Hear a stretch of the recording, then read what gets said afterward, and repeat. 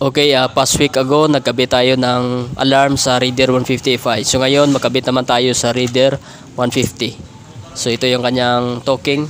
So bali ang kakabit natin dito ay talking alarm. So ito yung kanyang siren at yung module. At ito yung kanyang dalawang remote. So yan. So hindi lang tayo maka-tutorial mga ideas. Na-share ko lang sa inyo. Dahil another alarm naman tayo ang ikakabit natin. So dito sa kanya mga wires, sasabihin ko sa inyo na kung ano yung color coding. Itong orange wire, ito yung kanyang accessories wire. Connect natin sa ignition switch sa kanyang accessories wire. Ang yung black, ito yung kanyang negative or ground. At yung red, ito yung kanyang connection sa battery, positive ng battery. At itong kulay blue, ito yung kanyang starter trigger. So gagamit tayo mamaya ng relay dito sa blue. At yung yellow, dalawang wire na yellow, yan sa left and right na signal light. At dito mga ideas, itong pink at gray, ito yung kanyang kill switch.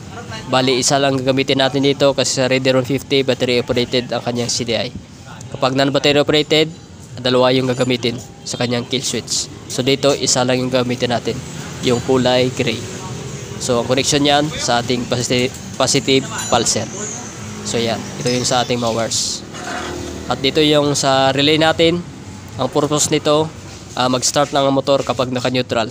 Pero pag naka-ingansa, naka-primera tayo or naka-cambio tayo, hindi mag-start ang motor. So ang purpose niyan, para hindi mumulusok, matumba ang motor. So ito yung purpose ng relay kanina.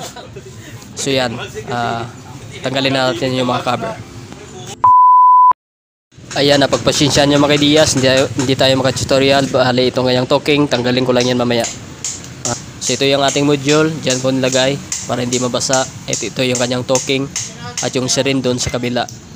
So ayan mga ideas, pinagapang natin dito. Dito natin nilagay yung kanyang relay. Ayan, na-organize na natin yung kanyang mga wires. So bali, itatry na natin itong ginawa natin. Ayan, ito yung kanyang remote. So ibabalik ko lang muna ang cover at itatry na natin. Ayan, itry na natin itong kanyang alarm. Ayan, naka-neutral. So try natin sa i-primera. Ayan, dapat hindi sa mag-start kapag naka-gear tayo. Ayan. So try natin dito kung mag-start siya. Dapat hindi sa mag-start. Ayan, hindi sa nag-start, ibig sabihin na good yung ating ginawa sa relay. Ayan, dapat kasi mag-start lang siya kapag naka-neutral. So balik natin sa neutral kasi naka-primera yun kanina. Ayan, dapat mag-start lang kapag naka-neutral. So try natin ulit.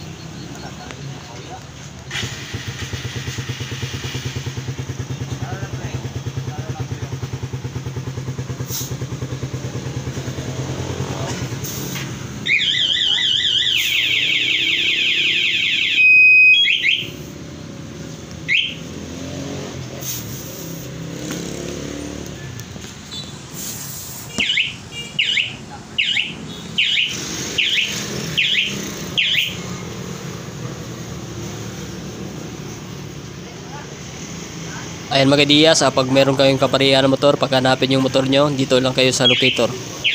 Ayan. So makikita nyo na agad kung saan yung motor nyo. So ayan.